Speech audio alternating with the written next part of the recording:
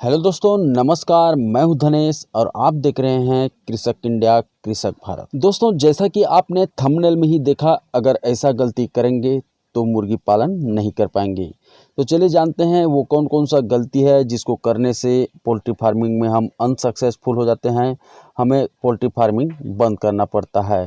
तो दोस्तों, सबसे पहला पॉइंट है पहले सप्ताह में चूज़ों की सही केयर ना हो पाना। आप देखे होंगे जो चूजे हैं उनकी मोर्टेलिटी ज़्यादा होती है, वो भी खास करके पहले 8 दिन में।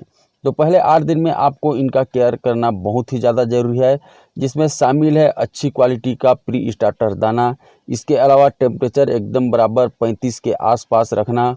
और साथ ही साथ दोस्तों, कई किसान साथी करते ये हैं कि वो चूजे को दिन में तो बिल्कुल एकदम सही केयर करते हैं, उसके बाद जैसे ही रात होता है उसको छोड़ करके वो अपना घर चले जाते हैं, चूजे शेड में रह जाते हैं।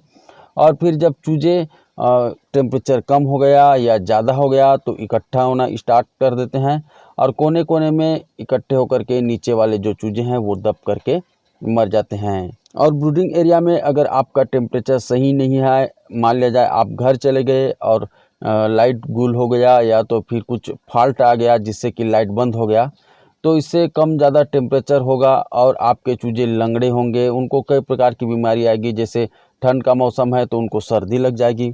तो इसलिए जब आप चूजे लाते हैं तो आपको कम से कम 7 से 8 दिन वहीं पे सोना है और बीच बीच में उनको इधर उधर भगाते रहना है ताकि वो एक जगह पर इकट्ठे ना हो। दोस्तों, दूसरा पॉइंट है वेंटिलेशन की सही व्यवस्था न हो पाना।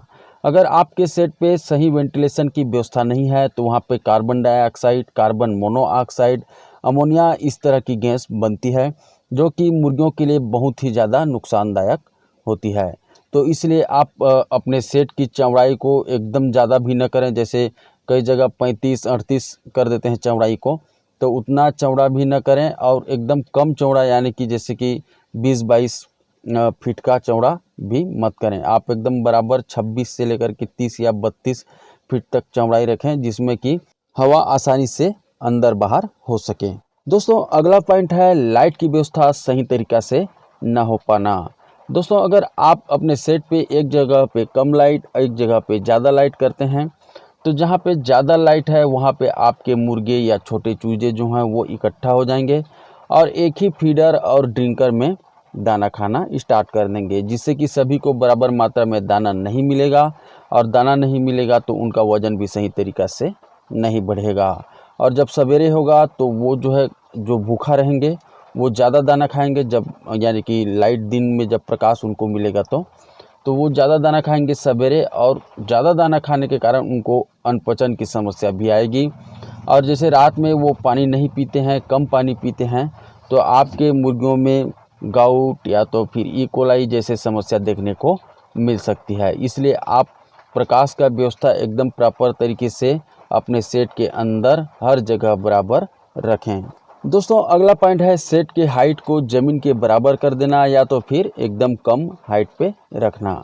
इससे होता यह है कि आपके सेट में नमी आ जाती है, और नमी आने से फिर आपके मुर्गियों को सीआरडी, रानीखेत, तो फिर जो है कॉक्सी वगैरह होने का चांस बढ़ जाता है, क्योंकि नमी होने से आपका जो बिछावन है वो भी नम हो जाएगा, और जिससे कि आपके मुर्गियों को बहुत सारी बीमारी आएगी।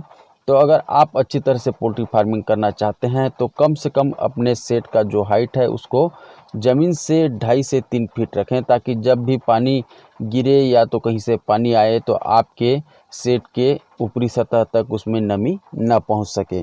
दोस्तों, अगला पॉइंट है बिछावन। पोल्ट्री फार्मिंग में सबसे ज़्यादा जो महत्वपूर्ण चीज़ होता है वो होता है आपका बिछावन। अगर बिछावन सही है तो आपके चूजे या तो मुर्गे स्ट्रेस में नहीं रहेंगे, इधर उधर मस्त खेलते रहेंगे, जिससे कि उनको कई प्रकार की जो बीमारी होती है वो नहीं होगी।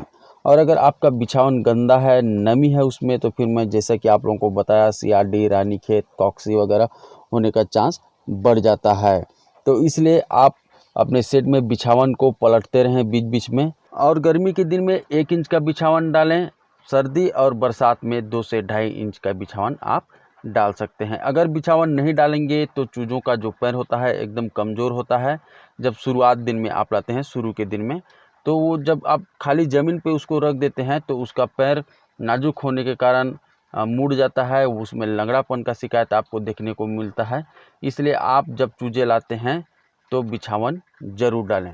दोस्तों अगला पॉइंट है ड्रिंकर और फीडर। अगर आप ड्रिंकर फीडर की सफाई नियमित तौर से नहीं करते, यानी कि 1 दिन या 2 दिन में एक बार नहीं करते हैं, तो आप देखे होंगे कि उसमें सफ़ेद जम जाता है, खास करके जो ड्रिंकर होता है उसमें।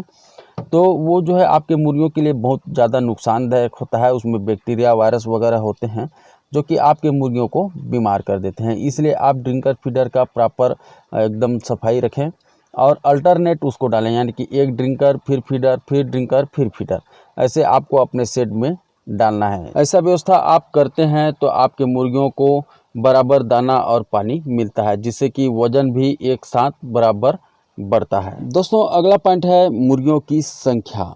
अगर आप अपने सेट पे क्षमता से ज़्यादा मुर्गी डाल देते हैं तो ओवर क्राउडिंग के वजह से कई प्रकार की बीमारी आपके मुर्गियों को हो जाती है। खास करके अमोनिया गैस ज़्यादा बनता है, जिससे कि पेट में पानी भरने की समस्या आपको दिखेगी। इसके अलावा CRD, कॉक्सी, वायरल और बैक्टीरियल इन्फेक्शन भी हो सकते हैं। इसलिए आप एक मुर्गी को कम से कम 1.5 स्क्वायर फीट की जगह दें। और अगर आपके पास एग्जॉस्ट फैन लगाए हैं और अच्छा वेंटिलेशन का व्यवस्था है तो आप 1 स्क्वायर फीट में एक मुर्गी भी पाल सकते हैं, लेकिन उससे ज़्यादा आपको नहीं पालना है।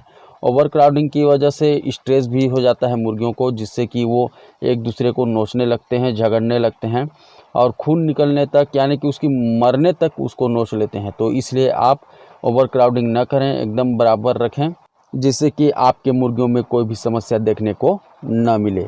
दोस्तों अगला पॉइंट है फीड और फ्री रेंज की व्यवस्था। अगर आप देसी मुर्गी का पालन करते हैं तो आप कोशिश करें कि उनके लिए थोड़ा बहुत फ्री रेंज का जगह रखें, जिसमें वो हरा चारा भी खा सकें।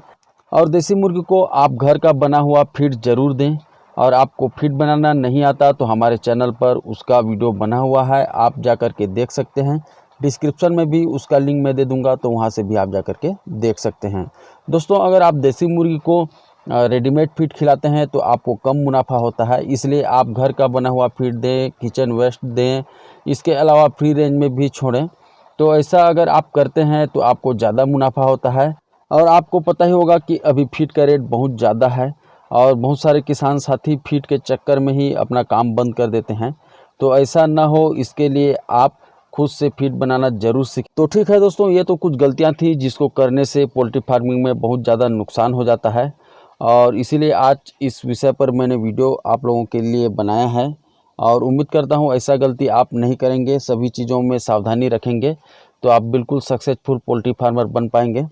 तो ठीक है दोस्तों, आज के इस वीडियो में बस इतना ही, और इसी तरह से पोल्ट्री फार्मिंग से रिलेटेड वीडियो हम अपने चैनल पर लाते रहते हैं। और अगर आप भी पोल्ट्री फार्मिंग में इंटरेस्ट रखते हैं तो हमारे चैनल को सब्सक्राइब कर लीजिए और बेल आइकन को भी दबा लीजिए। तो ठीक है, मिलते हैं फिर एक नई वीडियो नई जानकारी के साथ। तब तक के लिए जय हिंद।